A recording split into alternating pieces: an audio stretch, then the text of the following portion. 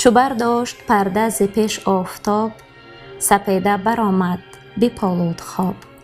دو بیهوده را دل بر این کار گرم، که دیده بشویند هر دو ز شرم. برفتند هر دو گرازان ز جای، نهادند سر سوی پرده سرای. چو از خیمه ایرج به ره بنگرید، پر از مهر دل پیش ایشان دوید. برفتند با او به خیمه درون، سخن بیشتر بر چرا رفت و چون. بدو گفت تر ار تو از ما کهی، چرا برنهاده کلاه مهی. تو را باید ایران و تخت کیان، مرا بر در برده بسته میان. برادر که مهتر به خاور برنج، به سر بر تو را افسر و زیر گنج. چونین بخشش کان جهانجوی کرد، هم از سوی کهتر پسر روی کرد. نه تاج کیی خواهم اکنون نگاه، نه نام بزرگی نه ایران سپاه. چو از تر بشنید ایرج سخن، یکی پاکتر پاسخ افکند بن. بدو گفت کی مهتر نام جوی، اگر کام دل خواهی آرام جوی. من ایران نخواهم نه خاور نه چین، نه شاهی نه گسترده روی زمین. بزرگی که فرجام او تیرگی است، بر آن برتری بر بباید گریست. سپهر بلند ار کشد زین تو، سرانجام خشت است بالین تو. مرا تخت ایران اگر بود زیر، کنون گشتم از تاج و از تخت سیر. سپردم شما را کلاه و نگین، بدین روی با من مدارید کین. مرا با شما نیست جنگ و نبرد، نباید به من هیچ دل رنجه کرد.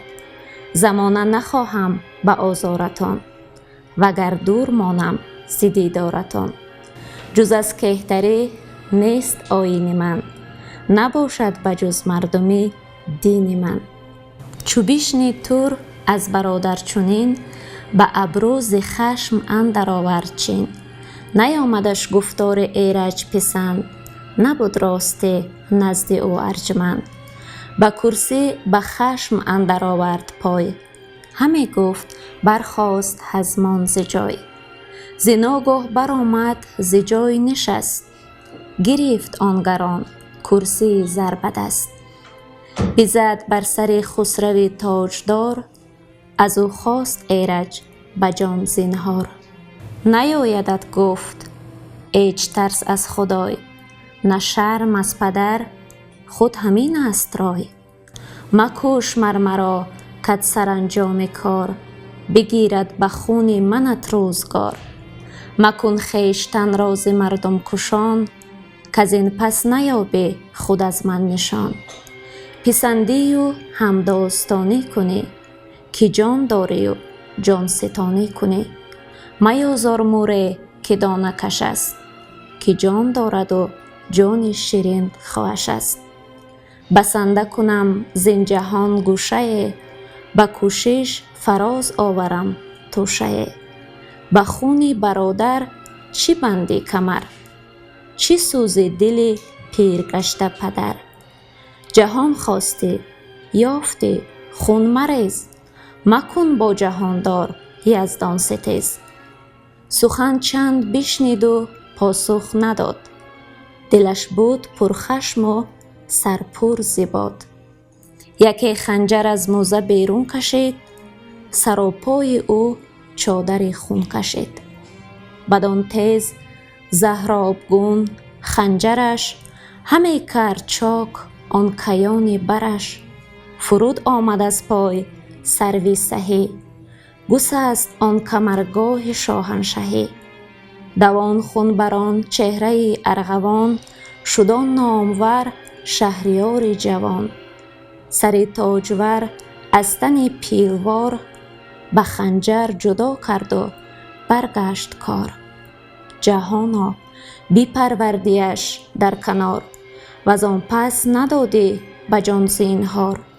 نهانی ندانم تو را دوست کیست، بدین آشکارت بباید گریست.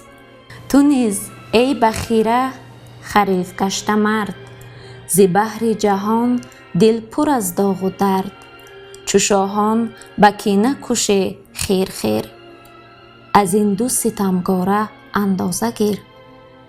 بیاگند مغزش به مشک و عبیر، فرستاد نزد جهان بخش پیر. چنین گفت کینک سر آن بناز، که تاج نیاکان بدو گشت باز. کنون خواه تاجش ده و خواه تخت، شدان سایه گستر کیانی درخت. برفتند باز آن دو بیداد شوم، یکی سوی چین شد یکی سوی روم.